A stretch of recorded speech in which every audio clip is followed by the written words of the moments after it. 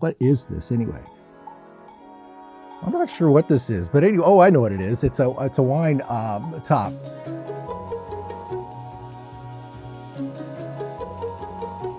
Hey there, Dean Norton here, horticulturist at Mount Vernon Estate. I'm down here in the Christmas section of the Mount Vernon gift shops. Really beautiful this time of year, beautiful all the time of the year. And I'm here to promote products that you may want to consider for friends, family, special people in your lives. The reason I'm promoting them is because they have come from trees that once grew here on the grounds of Mount Vernon Estate. Some of these trees are really special, actually historic. So let's just talk about trees for a minute. Washington loved trees, loved them of all sorts. And in 1785, that's the date or that time when he decided to re-landscape his country seat.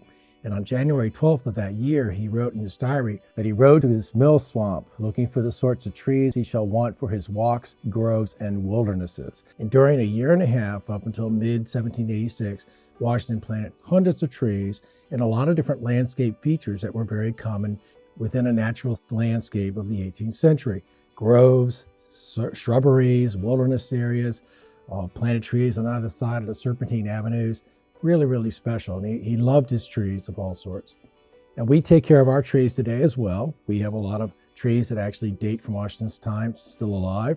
We inspect them every year and we treat them with all the respect that they deserve. But there are times when we lose these trees. We lose them either because during a storm they become hazardous for some reason, or they just die and they have to be removed. And so we want to do something to honor these trees. You don't just want to cut down the tree and throw the wood away. So we preserve the wood. We allow our preservation carpenters first right of refusal to use them for working in the buildings. But then we also turn to our very special wood turner that turns some of these wood pieces for us into very special products. And I just want to show you a few of those now. We'll start from youngest to oldest. This happens to be a pin that was made from a pecan tree. Now the pecan tree was growing in, it was planted around 1860. It was a gorgeous tree, and I'm hoping that we'll cut away and show you an image of that tree in just while I'm talking. But it's a beautiful pin. It has a little turquoise filler in there because there was a little bit of a hole from something that decayed in the tree many years ago. But it's a beautiful pin, and the tree was so significant, so beautiful, so it'd be really something special to have from that tree. Then we have a letter opener from an ash tree that fell, that was planted around 1830. This one had to be taken down because it had become hazardous after a storm. So it's a really beautiful letter opener, and definitely something I think you'd be thrilled when you got letters to open with this. And then we're going to go with some ornaments that you might want to put on your tree.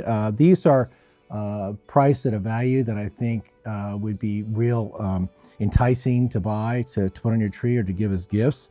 This little acorn here was made from a hemlock tree. And let me show you. So this is just a real cute little thing that you may want to hang. And then you have a, what is this anyway? I'm not sure what this is, but anyway, oh, I know what it is. It's a wine top, stopper. Sorry, couldn't figure that out for a minute. This also came from the hemlock.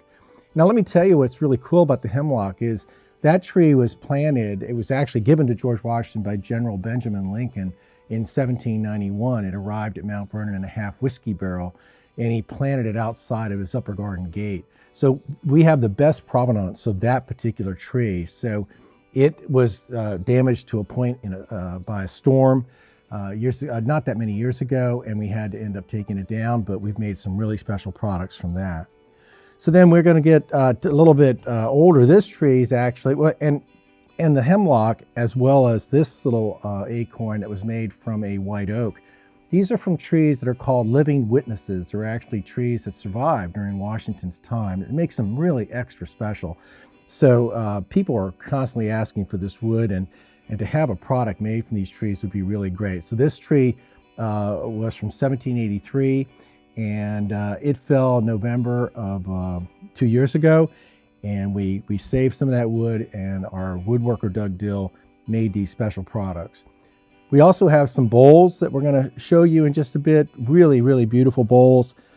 This also came from the white oak that was planted in 1783. There were 3 of these trees. They were very, very special. We call them Civil War trees because during the Civil War, the Union forces ended up in this ravine and they carved their insignia in the trees.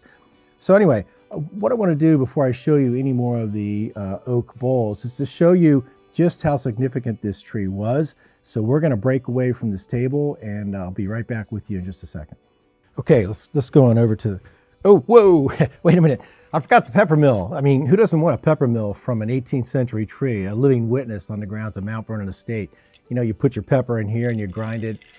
I mean, it just makes salads and everything so much better. So pepper mill, really cool. You might want to look into this. Okay, I'm standing next to a round that we cut from one of the Civil War white oak trees. This tree happened to fall July 24th, 2018.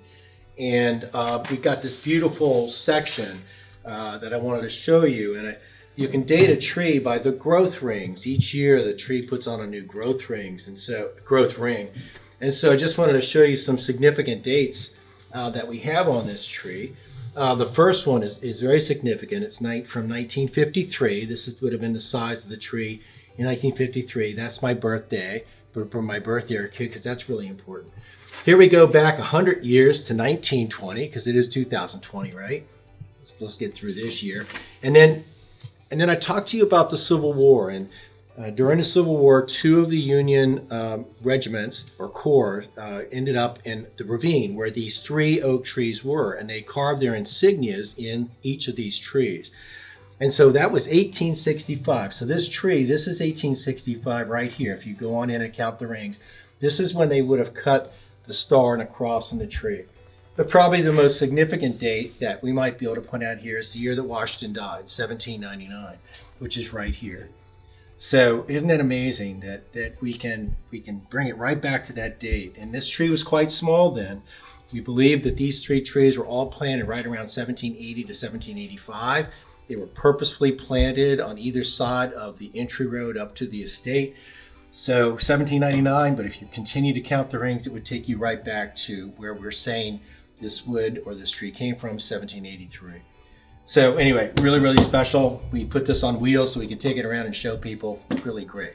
So one other thing I want to show you, which is really, really cool. Okay, so this is a piece from that tree that I just showed you the round of. And here's the star and the cross. This is the star and this is the cross. Every so often we would cut these out. What they would do, they cut the bark down to the actual living trunk of the tree. And then over the years, after it would grow back in with callus tissue, the carpenters here at Mount Vernon would cut that back out again, and they would continue to repeat that process. So anyway, it's just so cool. We wanted to save this piece of history. This is from 1865. And I actually cut them out one time. I only did it once. I only felt comfortable doing it one time. But, and this is the cross from when we cut that out. So you can see it widened out over the years, but I'm really thrilled to actually have this piece of history from that tree when we cut it out about 25 years ago.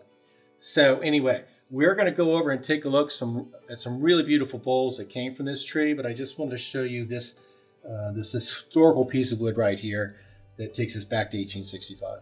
Okay, I'm back at my little round table here with this beautiful tablecloth, and in front of me are some wonderful bowls that I want to show you.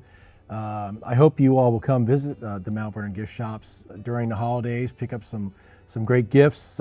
This is an award-winning shop, one of the best in the nation as far as the products that we sell, and most everything in here, if not everything, is made in the USA, which is really great. Okay, so some of these bowls, it's always special when you can get a bowl with the bark still on there. And we're going to kind of go with lower cost to higher cost. This is just a small little thing, but it's so beautiful. You can see the rings of the tree in here. You do have some pieces of the bark. And also you can get little holes here from borers that had come into this wood at some point or another.